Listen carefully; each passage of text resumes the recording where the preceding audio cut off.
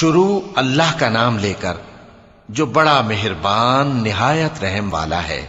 ان فرشتوں کی قسم جو ڈوب کر کافروں کی جان کھینچ لیتے ہیں، اور ان کی جو مومنوں کی جان آسانی سے نکالتے ہیں، اور ان کی جو تیرتے ہوئے جاتے ہیں پھر لپک کر آگے بڑھتے ہیں، پھر دنیا کے کاموں کا انتظام کرتے ہیں کہ وہ دن آ کر رہے گا جس دن وہ زلزلہ آئے گا، پھر اس کے پیچھے اور زلزلہ آئے گا۔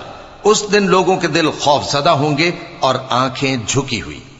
کافر کہتے ہیں کیا ہم الٹے پاؤں پھر لوٹیں گے؟ بھلا جب ہم کھوکھلی ہڈیاں ہو جائیں گے تو پھر زندہ کیے جائیں گے؟ کہتے ہیں کہ یہ لوٹنا تو سراسر نقصان کر لوٹنا ہوگا۔ تو بس وہ ایک ڈانٹ ہوگی، اس وقت وہ سب میدان حشر میں آ جمع ہوں گے۔ بھلا تم کو موسیٰ کی حکایت پہنچی ہے جب ان کے پروردگار نے ان کو پاک میدان یعنی طویٰ میں پکارا اور حکم دیا کہ فرعون کے پاس جاؤ کہ وہ سرکش ہو رہا ہے، پھر اس سے کہو کہ کیا تو چاہتا ہے کہ پاک ہو جائے اور میں تجھے تیرے پروردگار کا رستہ بتاؤں تاکہ تجھ کو خوف پیدا ہو؟ غرض انہوں نے اس کو بہت بڑی نشانی دکھائی مگر اس نے جھٹلایا اور نہ مانا، پھر لوٹ گیا اور تدبیریں کرنے لگا۔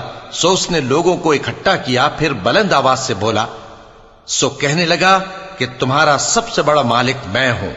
تو اللہ نے اس کو دنیا اور آخرت دونوں کے عذاب میں پکڑ لیا۔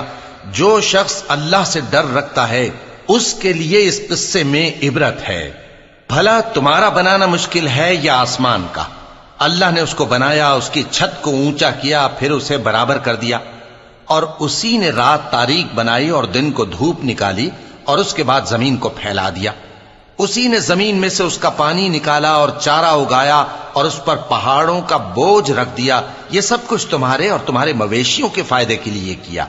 پھر جب وہ بہت بڑی آفت آئے گی اس دن انسان جو محنت وہ کرتا رہا یاد کرے گا، اور دوزخ دیکھنے والے کے سامنے لا کر رکھ دی جائے گی۔ اب جس نے سرکشی کی اور دنیا کی زندگی کو مقدم رکھا تو اس کا ٹھکانہ دوزخ ہی ہے۔ اور جو اپنے پروردگار کے سامنے کھڑے ہونے سے ڈرتا اور نفس کو بیجا خواہشوں سے روکتا رہا تو اس کا ٹھکانہ بہشت ہی ہے۔ اے پیغمبر صلی اللہ علیہ وآلہ وسلم، لوگ تم سے قیامت کے بارے میں پوچھتے ہیں کہ اس کی آمد کب ہے، سو تم اس کے ذکر کی طرف سے کس فکر میں ہو؟ اس کا منتہا یعنی واقع ہونے کا وقت تمہارے پروردگار ہی کو معلوم ہے۔ جو شخص اس سے ڈر رکھتا ہے تم تو اسی کو ڈر سنانے والے ہو۔